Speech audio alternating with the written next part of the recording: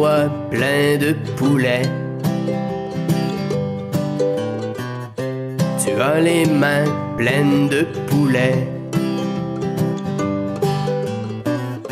Tu as les bras pleins de poulet. Bonjour, mon nom c'est Roger Brabant, je suis sculpteur en art populaire. Je vous invite aujourd'hui à faire un tour du poulailler imaginaire. Oui, mais moi, j'aimerais ça être un poulet. Oui, mais moi, j'aimerais ça être un poulet. Oh oui, moi, j'aimerais ça. J'ai commencé vers l'âge de 35 ans, l'hiver. Et puis, j'avais rien à faire, puis quand j'étais plus jeune, j'avais une basse-cour, des poules, des lapins, puis ça. Puis j'ai toujours été impressionné par les coqs, tu sais, c'est des grosses personnalités dans le poulailler. Puis j'ai commencé à faire par des coqs. Puis c'était pas fameux au début. Je ne sais pas si c'est mieux aujourd'hui, mais je pense que oui. Et puis, je pouvais travailler sur des œuvres pendant 1 heure de temps, puis des fois, l'œuvre me brisait des mains parce que j'avais pas l'expérience d'être un sculpteur d'art populaire ou d'être un gosseux, comme qu'ils appellent nos ancêtres. Puis, avec le temps, je m'étais amélioré, je m'ai perfectionné, j'ai appris à choisir mon bois, puis j'ai évolué avec le temps. Aujourd'hui, je suis rendu à 63 ans, puis je suis en plein dans ma bulle de créativité. C'est le fun. Les gens viennent voir mes expositions. Ils font l'acquisition de des pièces. Mes pièces commencent à se promener dans la province de Québec, en Ontario. C'est dans des hôtels de ville. J'ai des œuvres dans des hôtels de ville, des collections privées. Et puis ça, c'est le coup de foudre. C'est qu'est-ce qui te nourrit. Les gens qui viennent voir tes choses, qui te donnent un sourire. Ça, c'est de l'adrénaline, c'est de l'énergie. Le monde qui écrive des choses dans mon livre.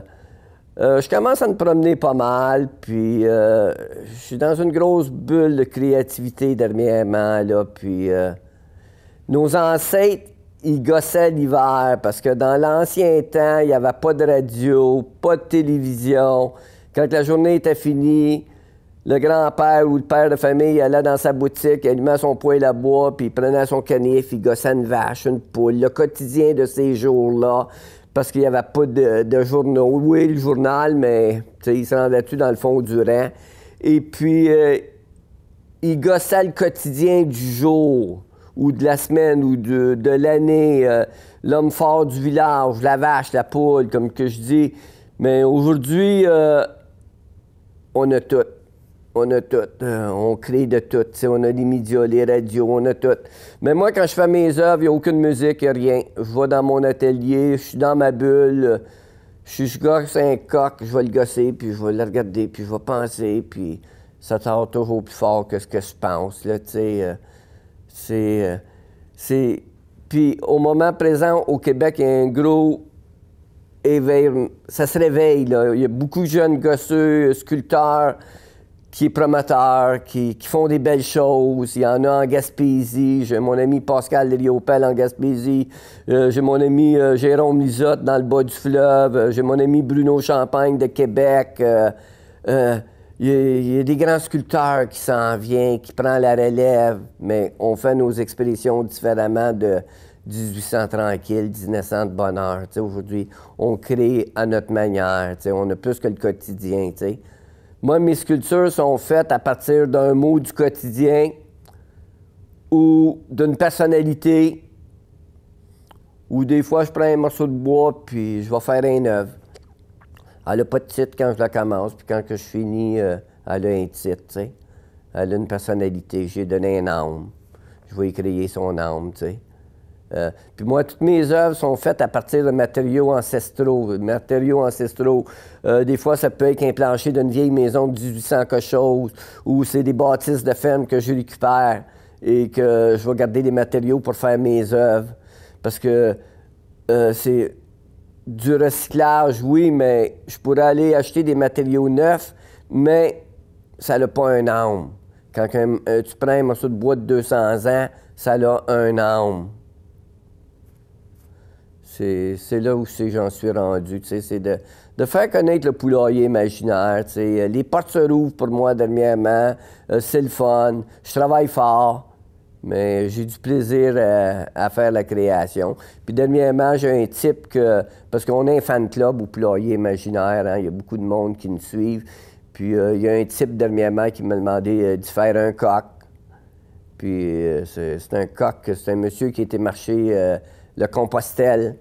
Il m'a demandé de faire un coq qu'il aurait à faire au Compostelle, puis ça va être facile, puis ça va être drôle. Poulailler imaginaire, tu sais, c'est comme, tu sais, j'ai des coqs qui ont des noms, tu sais. J'en ai même un coq qui s'appelle Piqué Soubune. J'en ai un coq qui s'appelle le coq du peuple, qui dit à la prochaine fois. J'en ai un autre qui dit que voulez-vous, qui travaillait à Ottawa. C'est ça qui est le poulailler imaginaire. Mes coqs, c'est des personnalités imaginaires dans mon poulailler. J'ai Félix le chanteur, j'ai Houston, We Have a Problem.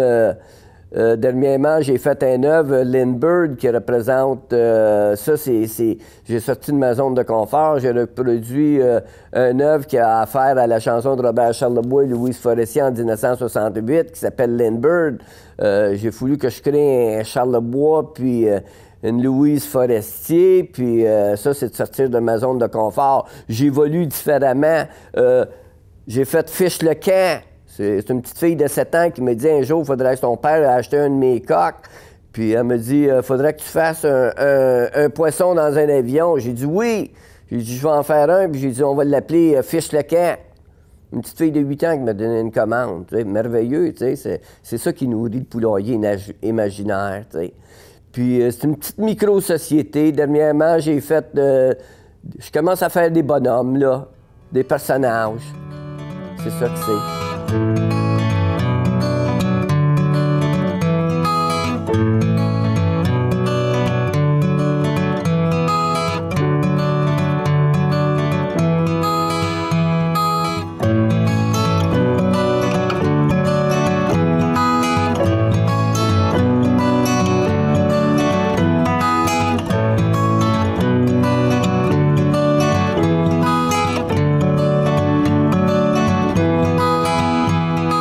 Ici, on a mon cher ami, je suis bouleversé.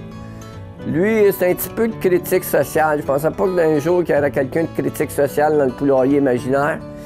Lui, il a pris toutes sortes de substances, il a pris des hormones de croissance, la farine animale qui a donné la maladie de la vache folle, des drogues de synthèse, du gluten, des OGM, consommer du THC, du Ritalin, des stéroïdes, puis du EPO, qu'est-ce que le cycliste prenait, là, Geneviève, là.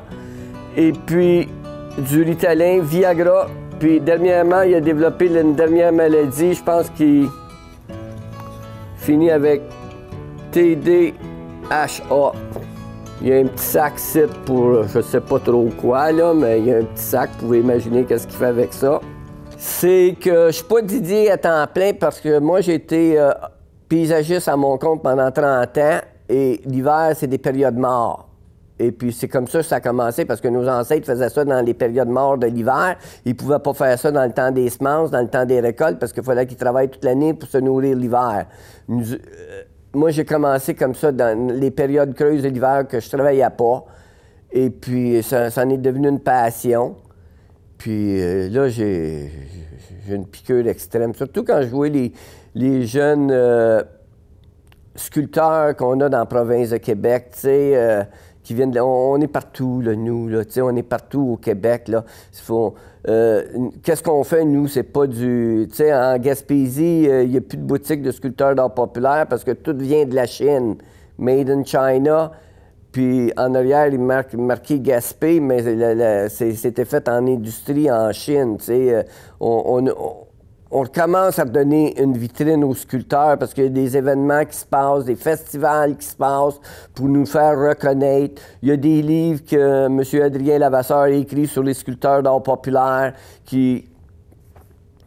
qu'on renaît, tu sais, on renaît, là, on sort notre passion, là, tu sais, là. Tu sais, c'est d'aller chercher un sourire. C'est d'aller chercher un sourire. Quelqu'un qui vient voir tes choses et qui te fait un sourire, là, Ça peut être un enfant de 7 ans, des fois. Des fois, c'est une personne de 70 ans. Puis elle va dire, ah oui, je me rappelle de ça, tu sais. J'en ai fait un de mes coqs, qui est un des coqs le plus forts au monde, qui s'appelle le Grand Antonio. Puis le Grand Antonio, aujourd'hui, il tire l'autobus du show business. L'autobus du show business est composé du monde du Québec. C'est l'imagination, l'imaginaire. C'est pour ça que j'appelle ça le poulailler imaginaire, tu sais. Regarde, l'art populaire, c'est définitivement pas un tableau que tu peins puis qui va avec un Van Gogh ou un Rio Pell, là. C'est définitivement pas ça, l'art populaire. L'art populaire, même, j'ai assisté à un colloque à un moment donné, puis on s'est fait poser la définition de l'art populaire. Même les gens qui écrivent sur l'art populaire, ils ont de la misère à définir l'art populaire. Dernièrement, il y a un type qui prend des boulons, des vis, puis des cuillères, puis il va les souder ensemble, puis il va faire des oiseaux. C'est de l'art populaire. Tu sais, c'est... même des fois, dans les livres d'art populaire, il va y avoir des courtes pointes, des ceintures fléchées. C'est de l'art populaire, tu sais, c'est indéfini, là. Pour moi, l'art populaire, c'est quelqu'un qui prend un couteau puis qui gosse un morceau de bois puis qui va le peinturer à des couleurs excentriques ou qui va lui donner une forme irréelle. Ça n'a pas de l'air réaliste. Pour moi, ça, c'est de l'art populaire, là, tu sais. Moi, dans mon livre, moi, c'est quelqu'un qui prend un morceau de bois puis qui va faire quelque chose avec un morceau de bois, là, qui va le gosser, là, qui va lui donner un âme. À l'occasion, je vais utiliser du métal. Dernièrement, j'utilise des pots de métal, puis je vais créer des œuvres avec des pots de métal, comme ici à la vie. J'ai pris des cannes de soupe Habitant. Je suis pas un gars vraiment de, tu sais, arriver dans la forge puis travailler le métal au feu de forge pour créer quelque chose, ou soudeur. Je suis pas un soudeur, je suis un manuel, mais je suis un manuel avec le bois. J'aime pas la graisse, tu sais, j'ai jamais été un gars de mécanique, là. Le bois, c'est ma zone de confort. C'est ma zone de confort. Je connais le bois. Tu sais, j'ai toujours été entouré de bois dans ma vie, tu sais. Mon père construisait des maisons, on le suivait, tu sais, puis le bois, c'est ma matière première. Dernièrement, je vais faire les friperies de Vaudreuil-Soulanges. Je vais aller dans des friperies, acheter des affaires pour habiller mes œuvres, là, tu sais, comme des fois, je vais acheter des souliers d'enfants pour mettre des souliers à mes coqs ou à mes personnages, tu sais, ou je vais acheter des foulards, des choses comme ça. Mais j'aime bien ça, aller dans l'univers des friperies dernièrement, là, ça nourrit pas mal mon subconscient. Il y a un matin, je suis rentré dans le shop, puis j'avais une vieille poutre dans la cave, tu sais, qui traînait depuis 2 ans, qui datait de 1800 quelque chose. Puis j'ai dit, je vais faire une chasse-galerie avec. Mais tous les grands sculpteurs du Québec ou les peintres du Québec ont tous fait une chasse-galerie sur un tableau ou sur un morceau de bois. Puis à ce moment-là, j'ai décidé que, j'ai dit à mon épouse, j'ai dit, j'étais pour faire une chasse-galerie. Elle a dit non. Elle dit, pourquoi tu n'appelles pas ça une coque-galerie? Puis ce morceau-là, ça l'explose. Tu sais, il y a des fois, tu vas te mettre à faire une œuvre, puis ça l'explose, ça se déroule, blum, blum, blum, ça ne s'arrête pas. Puis il y a des fois, il faut que tu travailles. Tu sais, il y a des œuvres peut-être des fois qui ont 25, 30 heures d'ouvrage dedans. Tu sais, il y a de la précision, il y a des choses dedans, puis il faut que tu fasses étape après étape. Tu peux pas aller plus vite, il faut que ça sèche, puis tu es fatigué, tu la laisses là. Il y a des fois, je peux laisser une œuvre là pendant... Une que j'ai déjà laissée pendant 2 ans de temps, puis une journée, j'ai fini ma saison, je l'ai pris dans mes mains, puis j'ai recommencé à la sculpter, puis depuis ce temps-là, ça n'arrête plus, là. Ça n'arrête plus. Mais tu sais, tu peux dire, tu sais, comme c'est les petits bonhommes qu'il y a ici sur la cage, là, avec les cannes de soupe, là, c'est 1h30, 2 heures, peut-être 3 heures. Ça n'a pas de l'air de ça, mais tu sais, tu manigances, tu imagines comment tu vas faire tenir ça ensemble. Puis si quelqu'un s'en va avec, tu veux pas que ça casse en chemin, tu sais. Il y a de la précision, puis de la colle, puis des scies, puis tu dis, ah, c'est comme ça que je vais le faire. Puis il y a des fois, ça marche pas, tu vas te coucher le soir, puis dans la nuit, tu vas dire, ah, c'est comme ça que je vais le faire. Ça se réveille. Ou le matin dans la douche. Tu dis, ah, c'est ça qui est le problème. Tu règles le problème. Ici, on a un mot qui est utilisé assez quotidiennement qu'un de mes amis Elle m'a dit qu'il faudrait que je fasse quelque chose qui s'appelle Houston. We have a problem. Alors, c'est ça que j'ai fait. J'ai fait un Houston, de la construction totale, la porte, tout ça. Puis tous les fils de la fusible, quand ça a sauté en haut, là, ça s'est tout ramassé. Ça a ramassé là. C'est Houston, we have a problem. Lui, il fait rire pas mal de monde.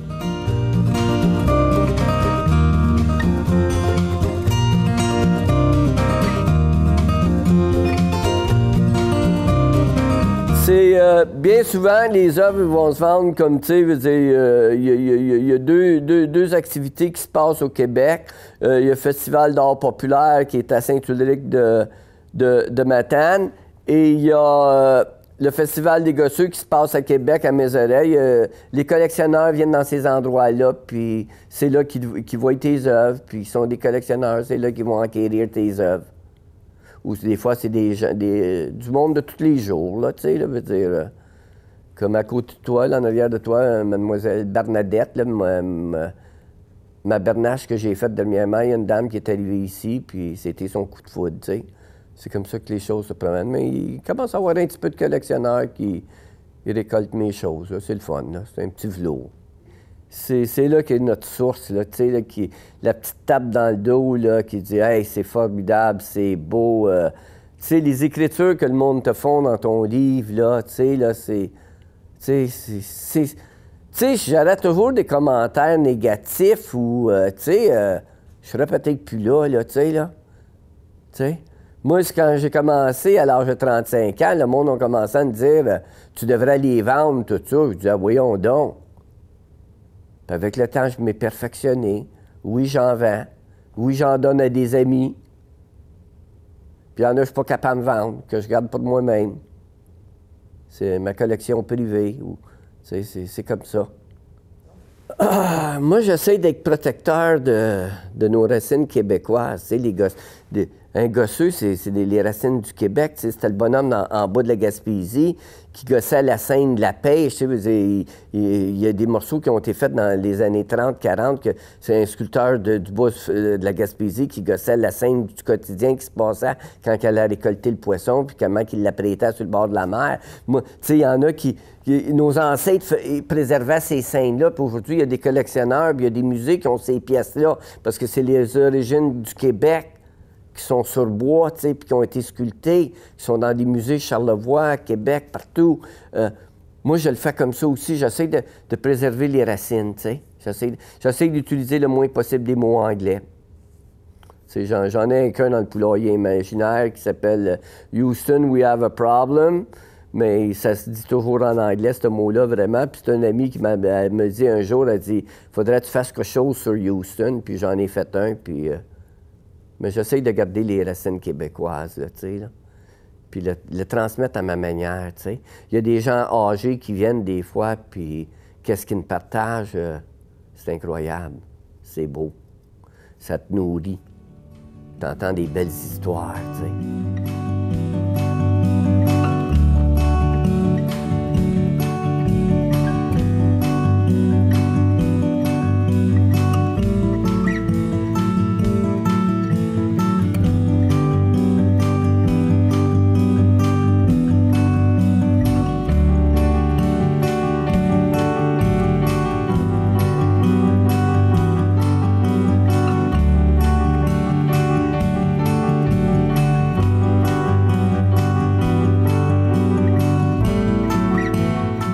Celui-là, ici, c'est un petit tableau qui est vraiment art populaire, qui s'appelle « Il y a de l'amour dans l'air ». Comme je dis tout le temps, j'utilise des mots ou des personnages, mais de l'amour dans l'air, c'est que notre fille nous a appelé l'année passée à la Saint-Valentin pour nous dire qu'elle et son chum s'étaient fiancés.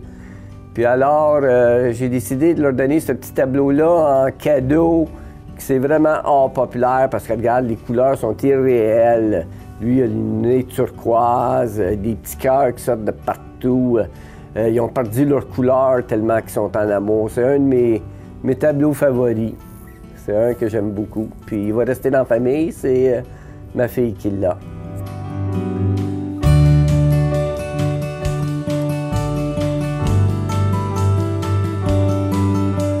Ça, c'est toute une question. Moi, je fais... C'est très, très, très rarement que je vais faire. Le plan, il est dans mon cerveau. Puis il va évoluer au fur et à mesure. Il va évoluer au fur et à mesure. Puis bien souvent, quand j'ai fini l'œuvre, là, je m'ai surpassé. Tu sais, comme dernièrement, là, j'ai fait Bernadette, là. Quand je l'ai commencé, elle, c'était un coup d'explosion. Tu sais, il y en a qui vont faire des dessins, oui. Mais moi, je suis vraiment autodidacte, là. Tu veux dire, ça part du cerveau, du mot, l'inspiration de la journée, tu sais. C'est des fois juste un mot, l'inspiration, tu sais. Ça va nous permettre de faire une œuvre, tu sais, ou quelque chose qui va se passer, tu sais. J'en ai fait un l'année passée pour les attentats de Paris. C'est le petit cas qui s'appelle Imagine, tu sais. C'était le sujet de l'heure. Le lendemain, il y a un type qui est sorti sa rue qui jouait la chanson de John Lennon, Imagine. Puis j'ai fait un petit coq qui s'appelle Imagine, qui était blessé dans les attentats, mais qui a survécu. Non, je fais pas des croquis, moi. Mon surnom, c'est Roger Bois-de-Grange. Je fais des bâtisses de ferme. Il y a des gens qui m'appellent parce qu'ils veulent mettre le feu dans la grange ou ils veulent mettre la pelle mécanique. Puis je vais défaire la bâtisse manuellement. Je récupère les matériaux, j'en vends, puis j'en garde pour moi aussi, surtout. Il y a bien souvent, quand je vais défaire une bâtisse, « Ah, celui-là, c'est à moi, il n'est pas à vendre. » C'est ça qui va me permettre de faire mon œuvre. Ça veut dire... Puis des fois, il y a des gens qui vont me donner des choses que je vais incorporer à mes œuvres, là, tu sais, là. Mais là, j'en ai fait une dernièrement, là, la semaine passée, là. Je veux essayer à faire des œuvres de plus en plus à manière écologique. Ça veut dire quoi? Pas de colle, pas de vis, tu sais, tenon, tu sais, trou, puis ça rentre là, puis ça... C'est plus écologique que possible, là. Je veux commencer à travailler sur ce créneau-là. Là. Ça sera pas facile. Parce que dans le poulailler imaginaire, on donne un certificat avec l'œuvre. Puis le certificat, il va avoir 3 affaires positives de l'œuvre que je vais en faire. Puis il y a une personne qui est la contrôleuse de la génétique. Parce qu'il faut qu'il y ait quelqu'un qui contrôle. Germaine, elle contrôle les affaires aujourd'hui, là, ma Germaine. Mais mon épouse, c'est elle sur le point de vue de l'Internet, tout ça. Là. Regarde, moi, je suis venu au monde avec les Flintstones, hein. Il n'y avait pas d'ordinateur encore, tu sais. Ça veut dire que c'est mon épouse qui s'occupe de m'aider à faire ces choses-là.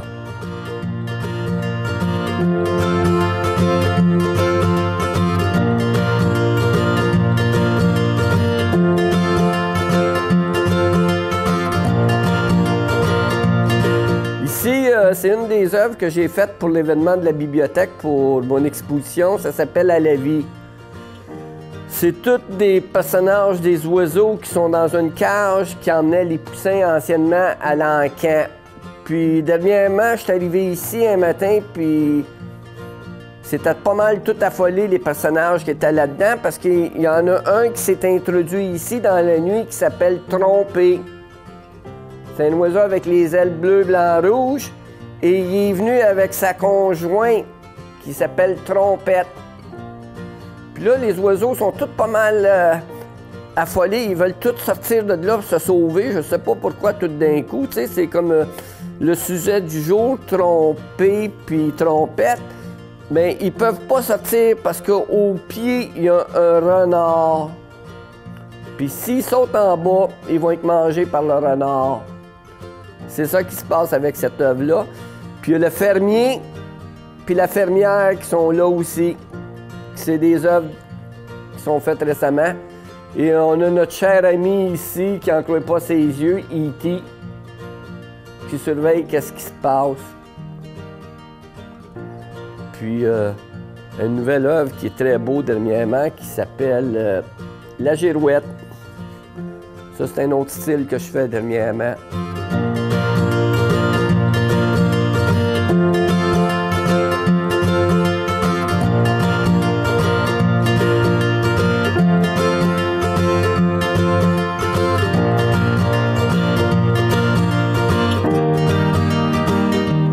Moi, il y en est venu un type ici, fait une couple de samedi passé, puis j'ai dit, vas-y, tu sais, t'as rien à perdre, là, tu sais.